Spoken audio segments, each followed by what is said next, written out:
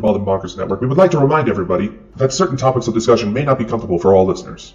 Certain viewpoints may not reflect those of our partners, sponsors, affiliates, our hosts, or that of our guests.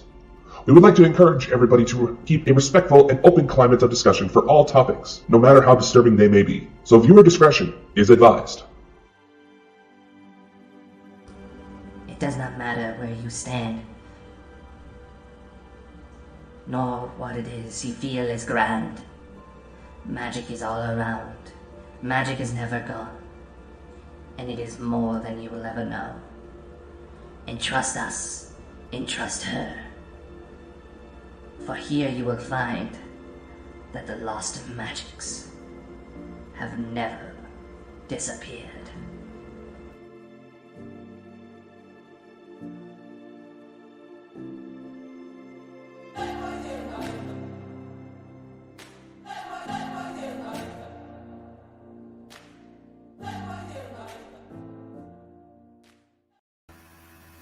Hello guys, and welcome to our Friday evening show. This is the Lost Magics with Sherry.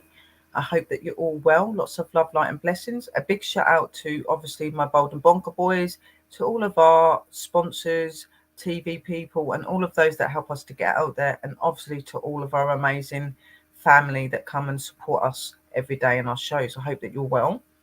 So today my show is another legend from Texas.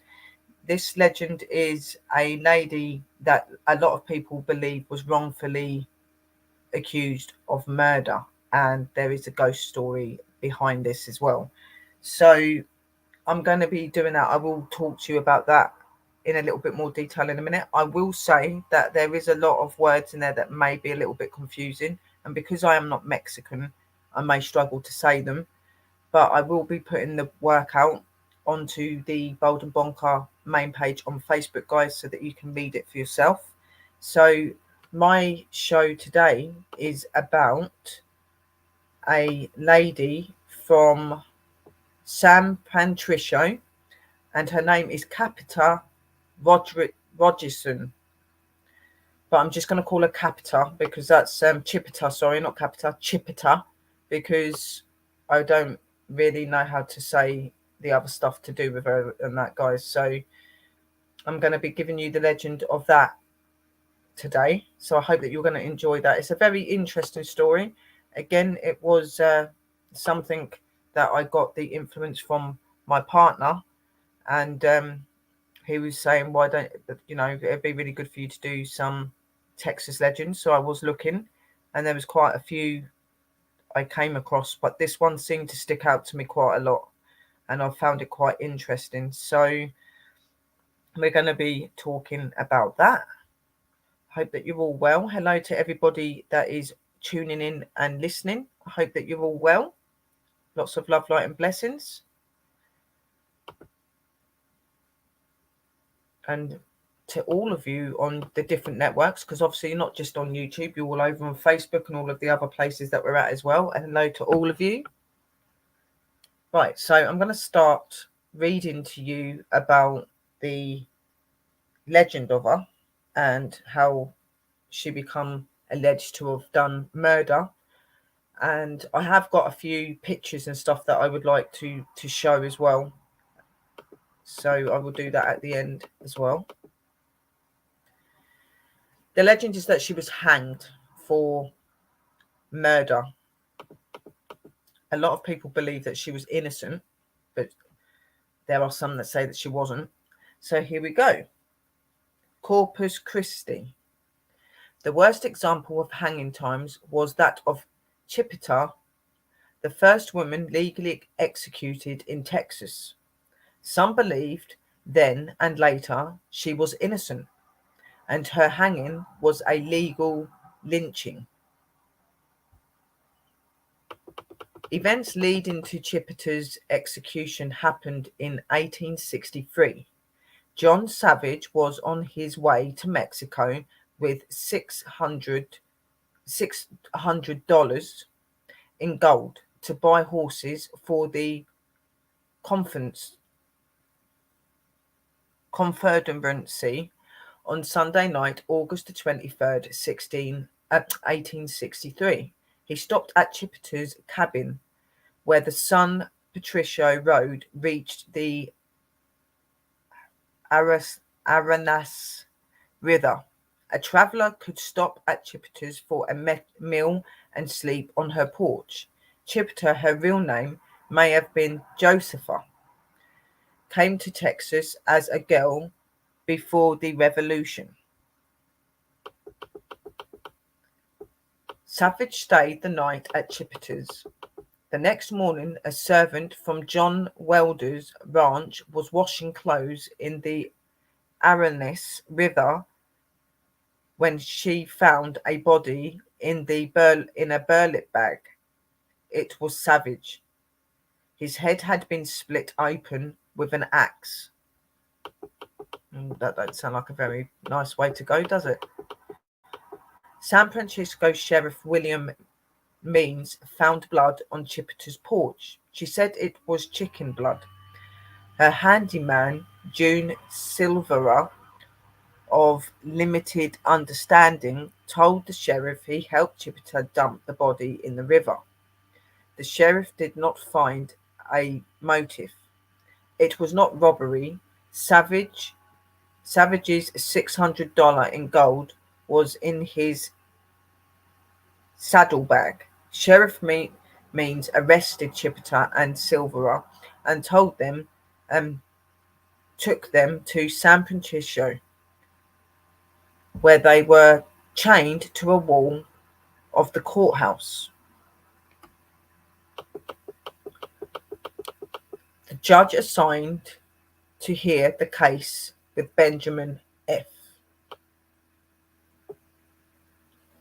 Neal, a lawyer and newspaperman who was the first mayor of Corpus Christi at the start of the war. Neal commanded a Confederate artillery company when Direct Judge John McKinney died. Neal was elected to fill the vacancy of the 14th District Court. The court's full docket, including the trial of June Silvera and Chipita Rodriguez. I'm so sorry, guys. I cannot say that name very well. The trial was irregular. Sheriff Means served on the grand jury that indicated Chipita for members of the trial jury were under indictment for felonies, including murder. The foreman was a friend of the sheriff. Chipita would not assist in her defense.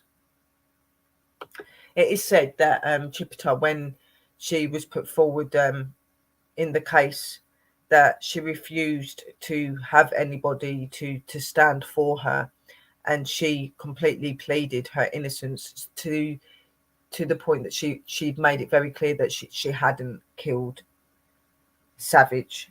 And this obviously was not believed by the courts due to the fact that there was blood found on the porch of her home, where she was known to take in people that were travelling past and maybe going to other places. And as it said in the story, she would normally have people stop and have a meal and sleep overnight and that. The trial was irregular. Sheriff Means served on the grand jury that indicated that Chipita, for a member of the trial jury, were under it. I think I've read that one. Yeah. The trial began on Friday morning, October the 9th, 1863. The jury brought back a verdict at noon. Silvera was found guilty of second-degree murder and Chipita was found guilty of first-degree murder. The first jury urged the court to show mercy for Chipita on account of her old age and the circumstantial evidence against her. Judge Neal sentenced Silvera to 5 years in prison and chose to ignore the plea for mercy. He sentenced Chipita to be hanged on November the 13th, 1863.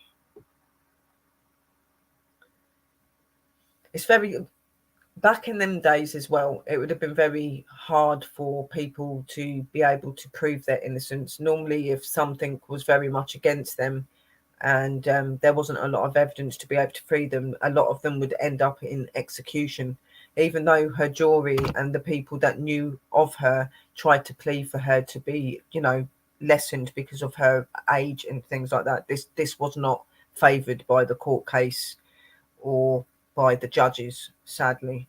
And like I said, to this very day, there are people that believe that she was innocent and that she was wrongfully killed and accused of this crime.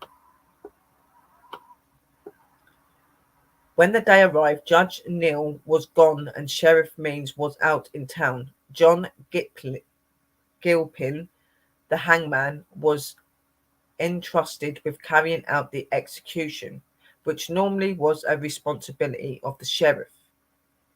Gilpin borrowed a farm cart and team of oxen. Chipita sat on a wooden box of undressed planks for the short ride to the river, 1,000 yards from the courthouse. She was wearing a white dress with a blue trim, and a woman in town had fixed her hair. She was smoking a corn shuck cigarette. The wagon stopped at 2 mascot trees by the river, one of which was used for the occasion. A rope was fixed around Chipita's neck, and the sentencer read. A lash of the whip moved the oxen forward, but Chipita was so slight and the oxen moved so slowly that the fall did not snap her neck. It took some time for her to strangle to death. An elderly man turned away and said, "It's a black day for Sam Patricio. She was buried in a plain box under the hanging tree." So not only was she sentenced to being hanged, but when they did hang her, it didn't happen immediately. She was hanging there for a long time, and she was slowly strangling to death, which would mean that she would have been in a lot of pain. And you can imagine the fear going through her, hanging there and slowly losing her life and her breath.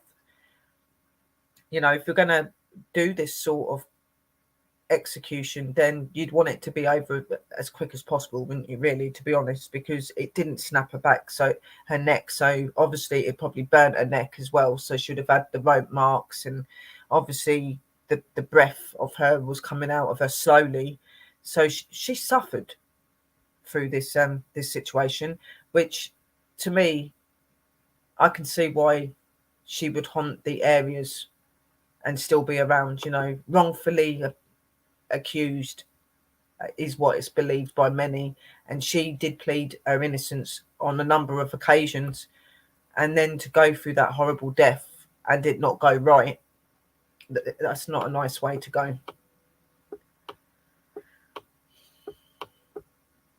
Corpus Christi had his own hanging tree years later. This one was a lynching. For though there were no questions of guilt, on May the 15th, 1866, Jim Gardner went into a store on Caparel to buy boots. The storekeeper was Emmanuel Skewer. He and Gardner knew each other. Both served in the W.S. Shaw Confederate Militia Company, with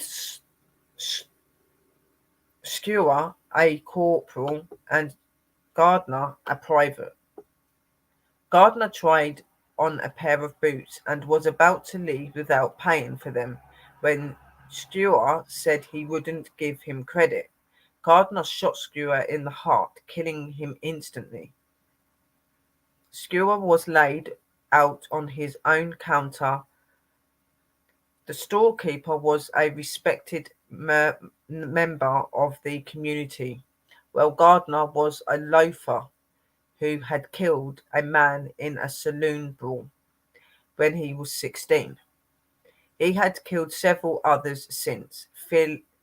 Feelings were running high. John Fogg, who owned saloon and livery, took charge of the mod. He crossed Chaparral to Nozel's store at the northwest corner of William, and grabbed a long coil of rope. Gardner was dragged to Nostrils, where one end of the rope was thrown over the sign extending out from the store, but Mrs. Nostrils shooed the mod away. They moved down to Capril, where Gardner pleading, give me a trial, boys, give me a trial, but they were intent on using the rope. They knew he was guilty as the devil himself, and no prosecutor of trial lawyers were needed. They stopped at the Mule House with fancy New Orleans style iron balcony on the second floor. Before they could loop the rope over the balcony, Margaret Muley ran them off, refusing to allow her home to be used for a lynching. The mod dragged Gardner down the block to the arroyo, where they were a few stunted hackberry and mesquite trees. One tree had a limb high enough for the job. The rope was thrown over the limb. Capt. John Anderson, who was there, said a lot of us boys caught hold of the rope down near the end. He kicked and kicked. The crowd was quiet. Everybody left pretty quick. Helen Chapman wrote in her diary, a terrible tragedy just enchanged, and unoffending good citizens shot dead by a drunken loafing Scodrell who had killed several men before. About 50 citizens carried the murderer to the edge of the town and hung him at once. W.S. Rankin said it was a terrible thing. I didn't sleep for a week. I couldn't shut my eyes without seeing that tongue sticking out. The day after the hanging, Gardner's father came with a wagon to take away the body. He said he gained a good long stake rope by the operation. This is the second of 6 columns of hanging times in South Texas.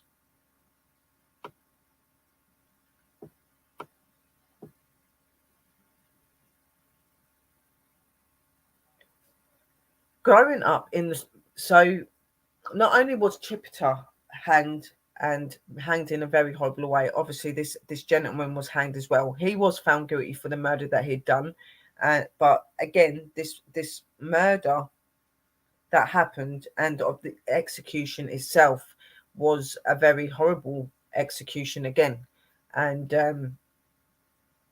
this guy obviously suffered as well. Obviously, he did do the crime, but still, it would be better for you to be ended as quick as possible. But this guy was obviously kicking around, struggling.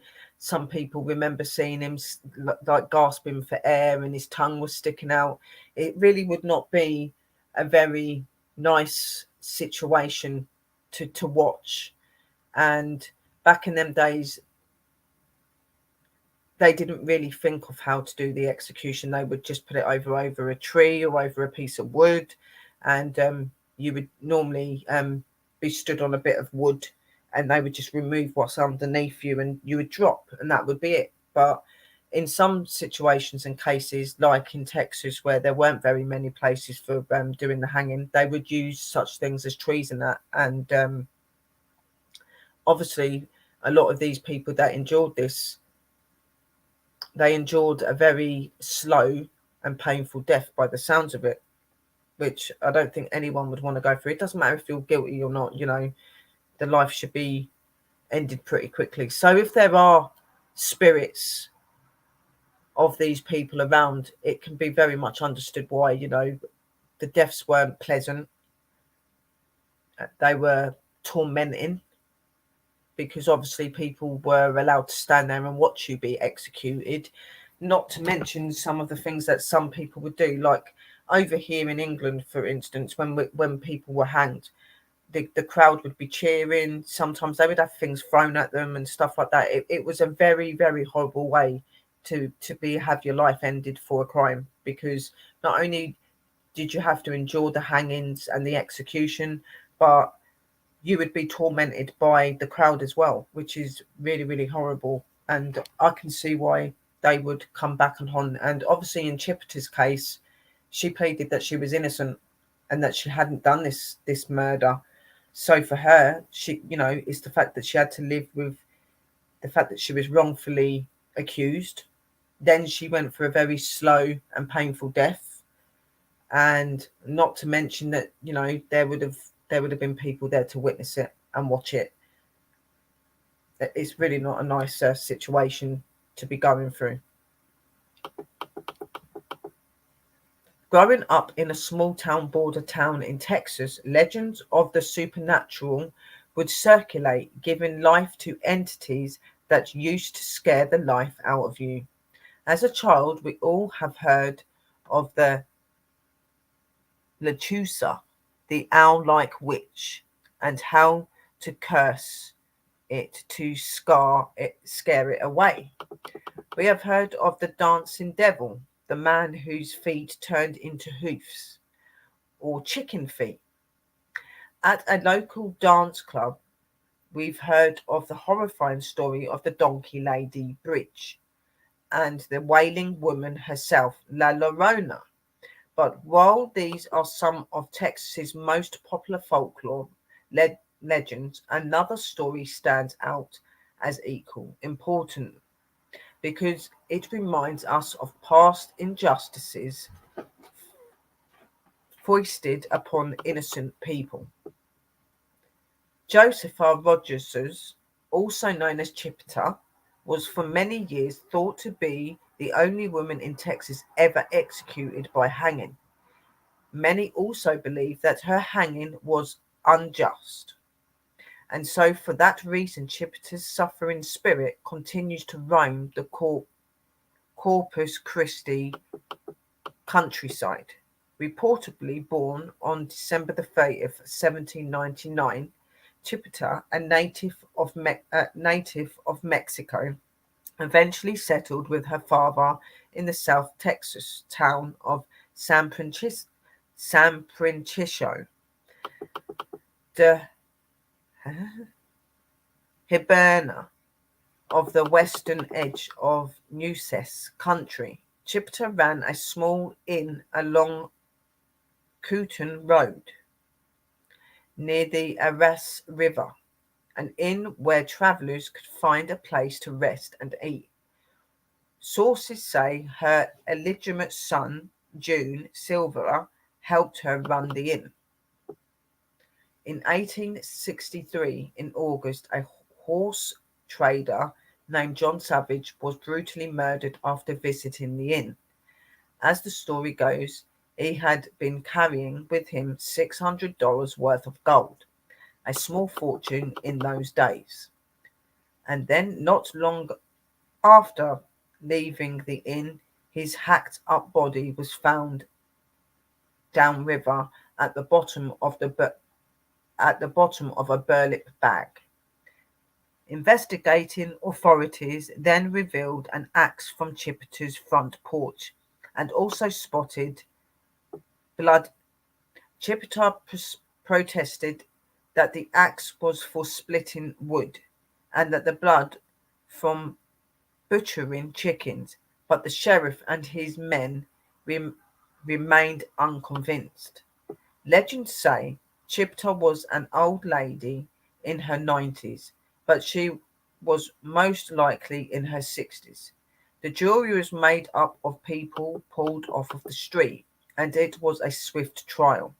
Chipita did not speak in her defense and was charged with murder in the first degree by Judge Benjamin F. Neal, who also was their first mayor of Corpus Christi. She was protesting someone else. All she ever said in the trial was not guilty, said Keith Guthrie, a San Francisco country historian. People said it was her illegitimate son who actually did the axe work. Even though the jury pleaded for mercy, Judge Neal sentenced Chipita to be hanged on Friday, November the 13th, 1863. Again, she repeated, "No soy culpable. I am not guilty." Gerdin Magallon of Corpus Christi told the Caller Times in 1997, Chipita was hung in my great-grandmother's wedding dress. She didn't have a decent dress for her hanging, which was really pretty grisly, and my great-grandmother gave her wedding dress for her hanging. Imagine having to deal with the reality that you will be hanged knowing you are innocent. That had to have created emotional trauma for Chipita, which may have unsettled her spirit. Some locals believe that because her body was not buried in a cemetery, instead she was buried beneath the mosquito tree near the Nueces River, that her spirit can find no peace. Some claim to have heard an actual moan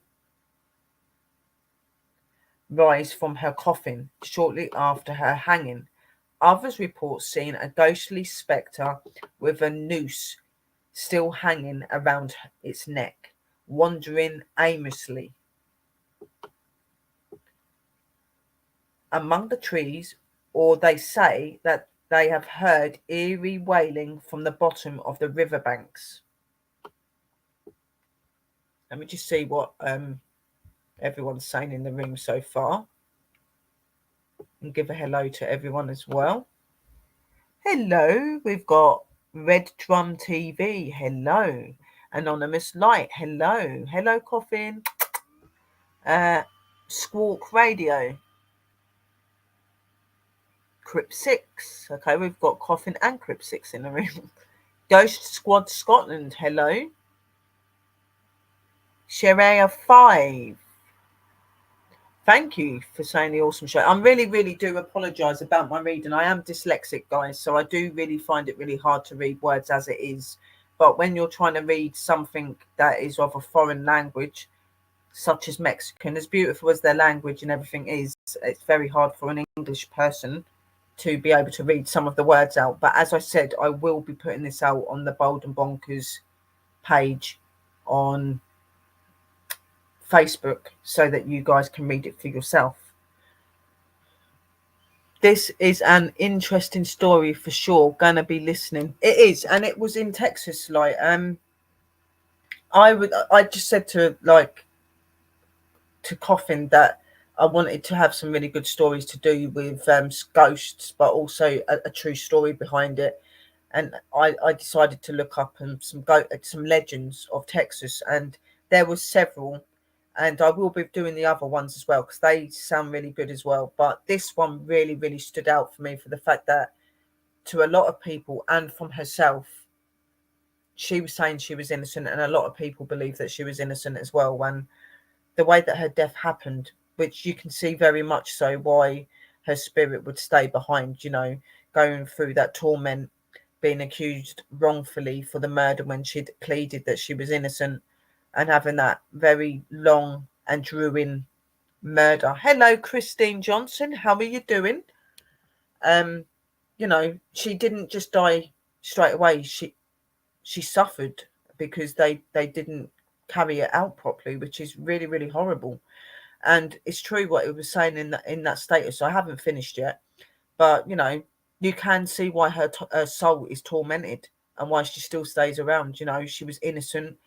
The hanging was done wrong, and she suffered for a long time. I can see why people would be hearing her cries from distance. I think I would be doing the same, to be quite honest. It's an horrible way to die, and especially when you're innocent as well. Thank you. This is an interesting story for sure. Gonna be listening.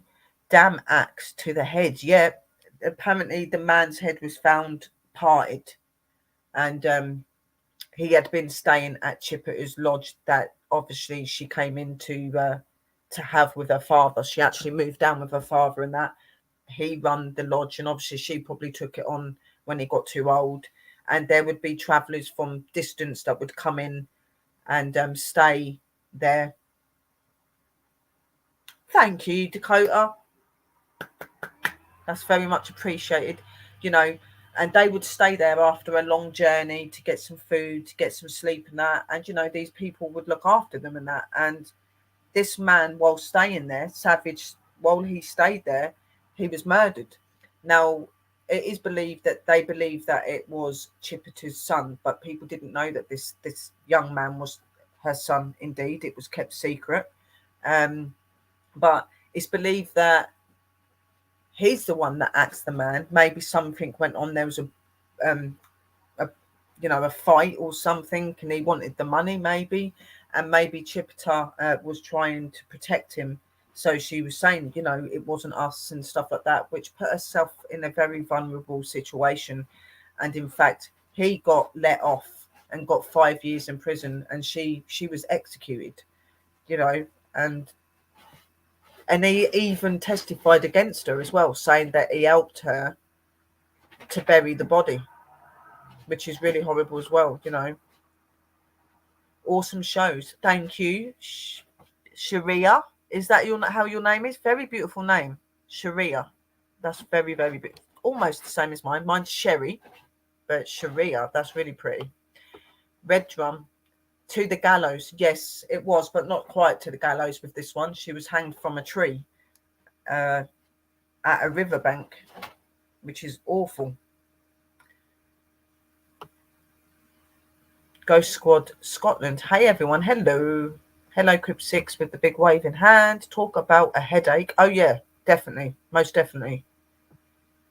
She did suffer big time. She did first, the incident happens. Then she goes through trial. There was obviously, by what it's saying, there was people put into the trial that shouldn't have been into the trial, so that it was an unfair case. Okay, so she had no chance. Then from doing that, then she was executed, and the execution didn't go right, and she was hanging there for ages and ages, obviously, choking and suffering. And she was rumoured to be in her 90s, but they believe that she was 60. Still an old woman, an old lady, and treated like that, and supposedly innocent. It's awful.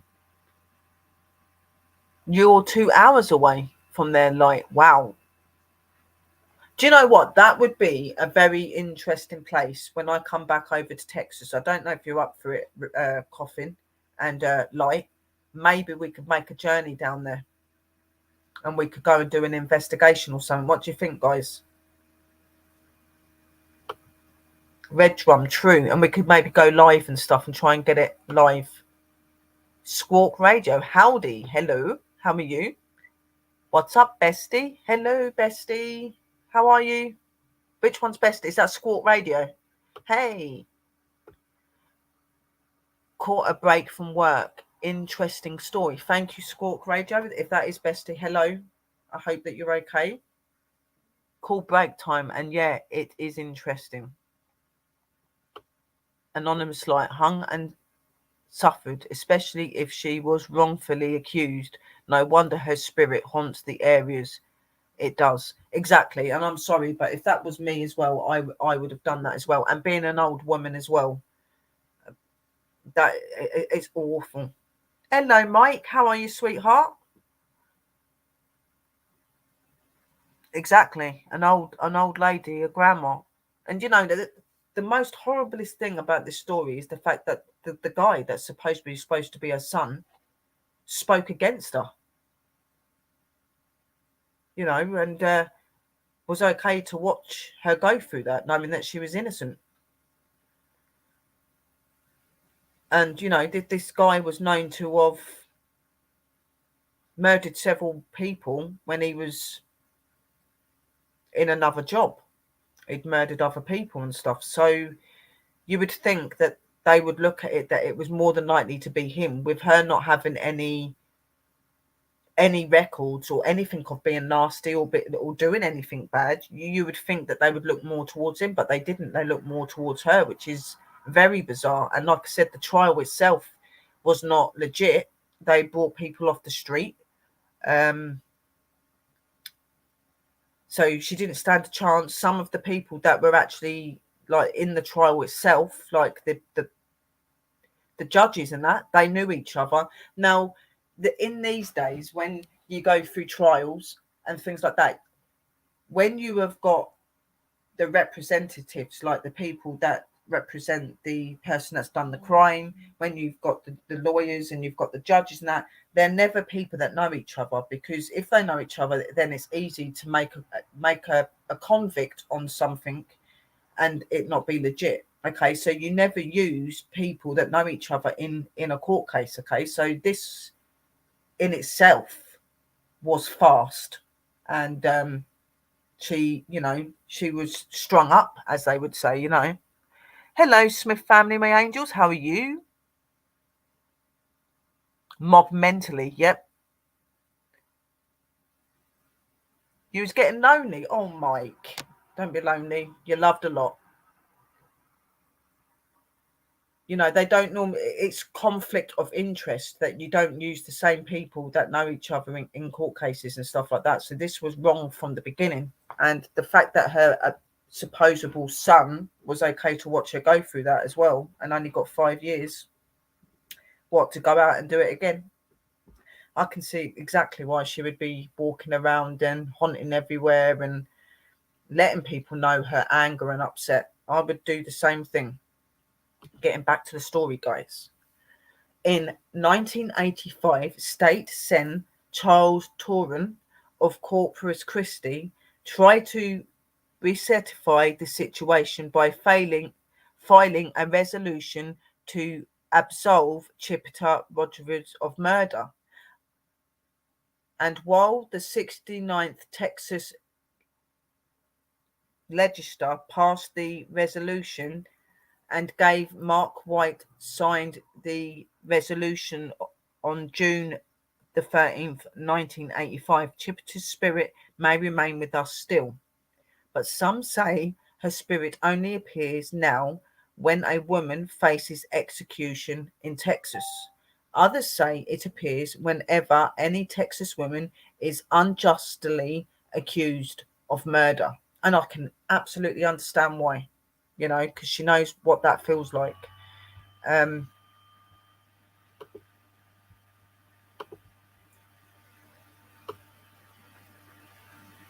While Josepha Chipita's story may not be a well-known one as other supernatural tales in Texas, it has had the distinction of being immortalized in several creative works.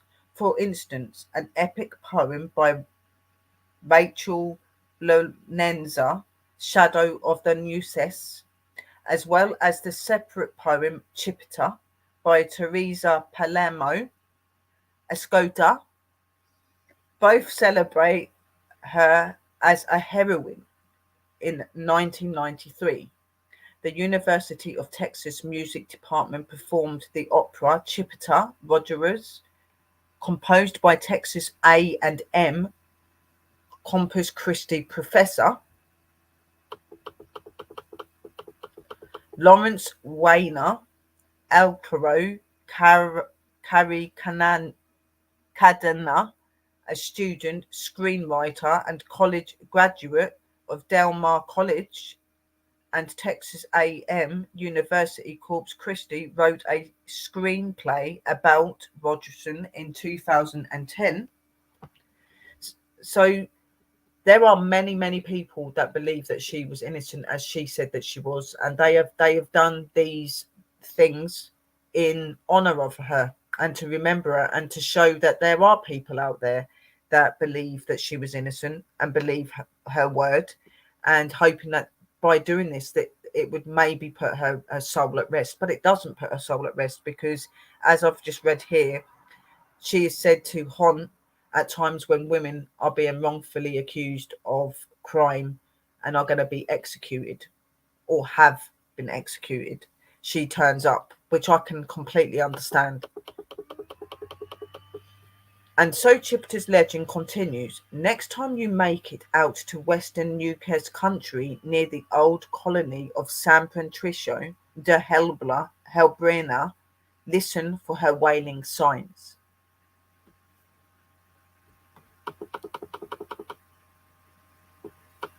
Part 3 is just a little bit of information about her and stuff, guys. So Josepha Chipita was 63 years old, Mexican-American woman who lived in San Patricio in South Texas.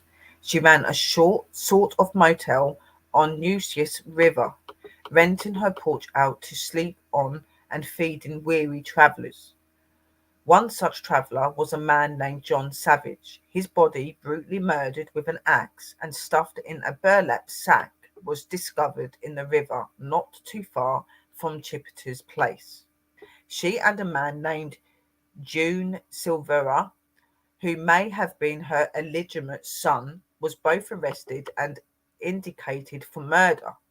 The evidence was purely circumstantial, with nothing at all to link the man to Rogerson's or Silvera. She went on trial for the murder. She refused to testify on her own behalf, only saying that she was completely innocent. Some said that she was covering for Juna Silva, but it can be confirmed she was found guilty and sentenced to death on Friday, November the 13th, 1863. She was hung from a mesquite tree in downtown Dallas, near the current location of the old Red Courthouse. Her last words were, "No soy culpable. I am not guilty." In 1985, the Texas legislature passed a resolution stating that she had received a fair trial, but they did not posthumously pardon her. Pictures above. A few depictions of Chipita and how she died. A plaque dedicated to her, the old Red Courthouse where she was hung, the Nueces River, a mesquite tree like the one used for her execution, and a map of Texas indicating where the crime occurred. Katina Sanchez, born and raised in Del Rio, Texas, currently resides in Corpus Christi, where she wears many hats when it comes to her career, writing being one of them. She always has been intrigued by the paranormal and hopes to become more involved with the spooky side of life. So here we have this poor woman, 63 years old, wrongfully accused of murder, hanged. So, you know, her spirit, her tormented spirit, walks around wailing and crying and angry. And why would she not be? She was an old lady, you know. They say she was 63, but there is rumours that she may have been older, in her 90s. So it's just such an awful situation for her to have been in. And, you know, this story is not so known by a lot of people as some of the paranormal story phenomena and folklore. But this is one that I do feel needed to be out there more, because I found it very interesting and very intriguing. And it's most definitely a case that I'd like to try and go and investigate and stuff, not out of disrespect of her, but just because of what she went through, and hoping that maybe I could do something to help her put a soul at rest. Mate, that it probably isn't going to happen, because in some situations when it comes to the supernatural and stuff like that, when certain circumstances have happened, spirits will not move on for the very reasons of what happened to them. So she may be one of these poor souls that will never move on because of how wrongfully she was treated. But I do feel that this story needed to be put out there, because it's not so known in Texas, obviously, all around the world. And to me, this was a story that really struck my heart, because of a poor old lady wrongfully accused of something she didn't do, and she could have been covering up for her son that was known in the past to have murdered several people. So it's a very, very sad story, and it's really horrible to think that her poor soul still wanders around seeking for justice. And there's, when you look at it like that, there are many, many people that are put to prison over things that they haven't done, and some of them in America being executed. I can't remember what the name of that film was, but he was one. That guy, that really big black guy that was accused of murdering those little girls, those white little girls, and he wasn't. He found them and he was executed. I can't remember what the name of it was. He was a very caring man and very fragile man, and there was just no way that he would have been capable of murder by the way that he was. He was really big hands. There's a film of it. It's got Tom Hanks in it, and he had this mouse in prison that he would look after, and it carried on living after he. That's it, Green Mile. Another story, wrongfully accused of murder because of his colour, and the fact that he was at the scene at the time when the girls were murdered, but he'd actually come across them, and he felt so bad for them, and he was trying to help them, but because he was there and he had their blood on him, he was wrongfully accused. And I remember watching that film and being in tears, because you could see that the guards at the end knew that he was innocent, and he helped one of the prison guards' wives that were very sick. He had abilities, and I remember just crying because of him being innocent. So it's things like that that really stick out in your head. And it's the same with this poor lady, 63 years old, and just a normal citizen that provides for people that have been traveling for long hours, and a man comes to stay with her, ends up being murdered, and because the blood is on her doorstep, she's accused of the murder, and when she is hanged, she's suffering. It didn't snap her neck. She was hanging there gasping for air, and you can imagine what was going through her head, knowing that she was innocent. And it was tormenting enough knowing that she was going to be murdered, and let alone hanging there and not being able to make her life go quicker. It was slowly being dragged from her. You imagine the pain and the things that poor lady was going through. And it's stories like this that make spirits, guys, and that's why some of these energies are around. If they're wrongfully accused, or their deaths also go wrong as well, you can very much understand why they're around. It's like, I have a spirit that comes to me quite regularly, and her name is Dalla. Okay. Now, she was wrongfully accused for murdering one of her friends. Okay. And when she was killed, she was actually drowned, and then she was drowned in the water, and that didn't work. So she was hanged. Yeah. And even that didn't work straight away. And a bit like what Chipita went through, it took her a while to die. Now, I've had communication with her where she's come through and she's talked about what's happened, and that it wasn't her. And I say, why do you stay here? Why do you stay here? Why don't you just go to the light? The Lord and the higher divine powers will know that you're innocent. And she goes, because I didn't get justice.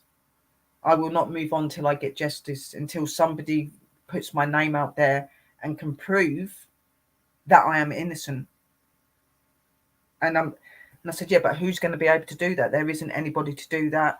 I've tried looking up on records for her and stuff as well, and I've not been able to find anything. This was a long, long time back though. So, for spirits like that you can't find any evidence on, and you've got nobody around anymore that would be able to clarify what she was as a person, she'll never be at rest.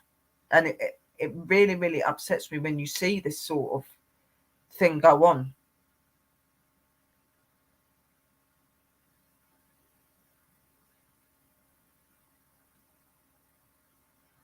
Oh yeah, oh yeah. And there is a lot of unmarked graves and that all over the world. Okay, those that are not so well known and not well off, and those that have apparently done things they shouldn't have done, they were all put into unmarked graves and stuff, including the spirit that I've had communication with. And I've tried to find information on her to see if I can find. I can't find anything. She doesn't come to me all the time, but every now and again she will. And it just really, really hurts me. It really upsets me to see her go through that. And that's why when I read this story and I see it, I was like, I really need to do this story because it's close to my heart. Not because I know Chipita, but I know an energy that's been through that as well, similar. And it's a way to get it out there. I'm not saying it's going to help her to go over, but Della went through a lot as well. And I can reason with them. And poor Chipita went through a lot. And it really makes my heart heavy, guys, when people are treated like that. And especially because of her age. She was old.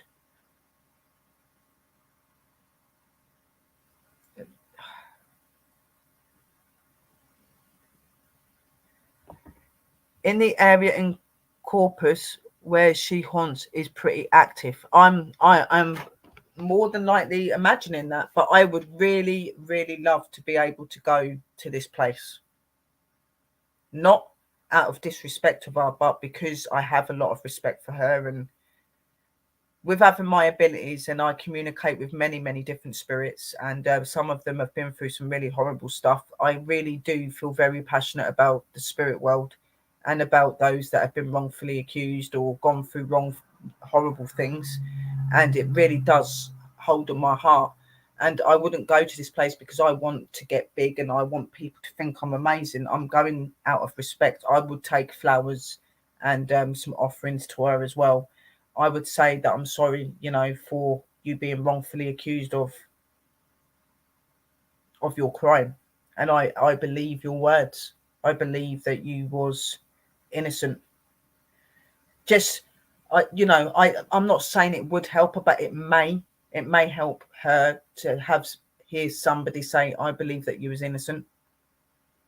I believe that you was innocent and you was wrongfully accused. I would. And that is the only reason I'd want to go there. How can an old lady that can barely move use an axe and smash the side of someone's head in? It would take force. Exactly my point.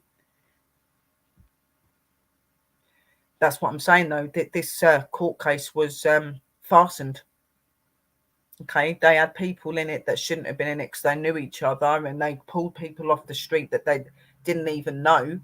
Didn't even put them up to training so that they made the right verdict and stuff like that. This was a sham and this was wrong. And that poor lady suffered because of it. And that's why I've done this story, because it's very close to my heart because of the spirit that I talk to that's gone through that. And I've met up several other spirits that have gone through other things that are not nice. And I know that as a person myself, I wouldn't want to be wrongfully accused of something I haven't done either, and I wouldn't want to have to face that sort of death. And I do feel for them. And I'm just going to show you some pictures. Is there anyone that's up that can just get? What I'm going to do is share the pictures that I've got here. I should be able to do it this way, I'm sure. it's actually it's got the area where the murder was meant to have took place. It's got a picture of her as well. It's got the tree that was used to murder her, because that is what happened to her. She was murdered. Right, so let me get this up like this and then go over to here, share the screen. Ooh, over to that Facebook and share it. Right, so here, this is a map of Texas. Now this area here is said to be where San Patricio Country, Texas. This is where it's said that the murder of Savage was supposed to have taken place. This is where Chipita's home and hotel was, and this is where it was said that he was murdered. Just here. The next one is a picture of the tree that was used, well, or a tree that was like the one that was used to execute Chipita, and it's near the river as well. This is the river that the body of the man was found, Savage as well, and this is the area where Chipita would have been executed. I believe that this is the courthouse where they wrongfully accused Chipita of first-degree murder.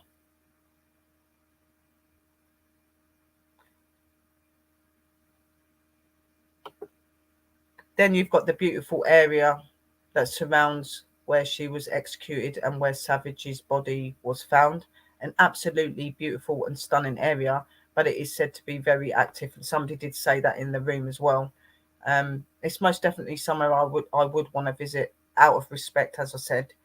Then here, I was looking. I did really look like around to find. We've actually got an old report of her execution. Okay, so we got Chipita, November the 13th, 1863. Mrs.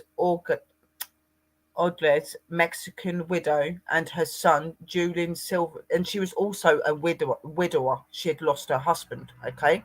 And her son, June, ran a small inn at San Pancheo, Texas, in 1863. A Corpus Christi horse trader returning from San Antonio, where he had sold some horses, told the Confederate army stopped overnight at the inn. A few days later, his body, wrapped in burlap, was found floating in the river. He had been hacked to death with an axe, and as he was last seen at the inn, Mrs. Rogers and Sylvan was arrested and charged with having killed him for the money that he was known to be carrying. When first arrested, both protested their innocence, but at their trial they said nothing. Each eventually believing the other to be guilty. The evidence was flimsy and circumstantial, and the motive had been disproved. Before the trial, when John Savage, the trader's saddle bags consisted of $600 were found.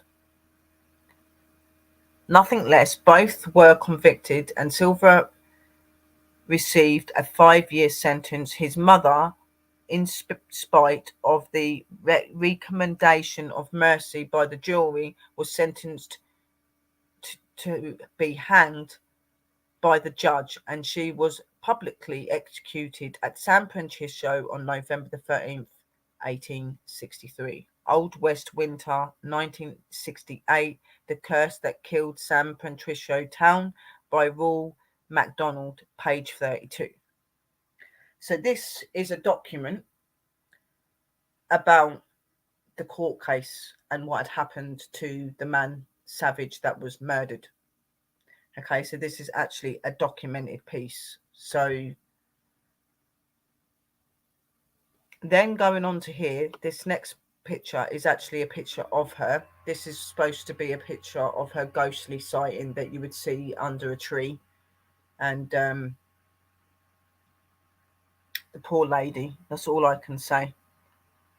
Then the next one, this is her picture of her being hanged.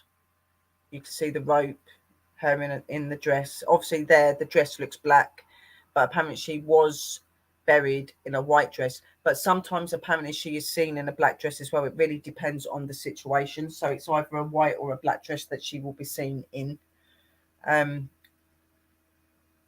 But again, a poor woman that was wrongfully accused of murder, was a widower, and her son was quite happy to watch his mother be executed, and even spoke against her by the sounds of it.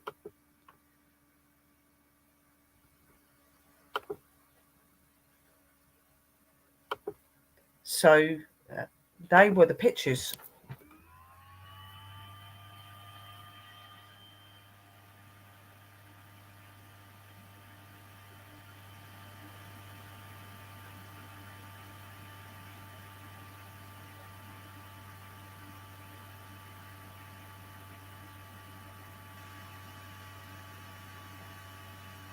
It is messed up, like, most definitely. And I wanted to put this story out. I know this, like, that picture's quite gruesome, the last one, and but I do feel that her story needs to get out there, and I believe that her soul should be at rest. And if she was to go to the light, to the divine and the powers, and that they would know she was innocent, but she won't, because she wants justice. Obviously, that's why she wanders these grounds and Wales and stuff. You know, she was wrongfully accused, and she wants justice.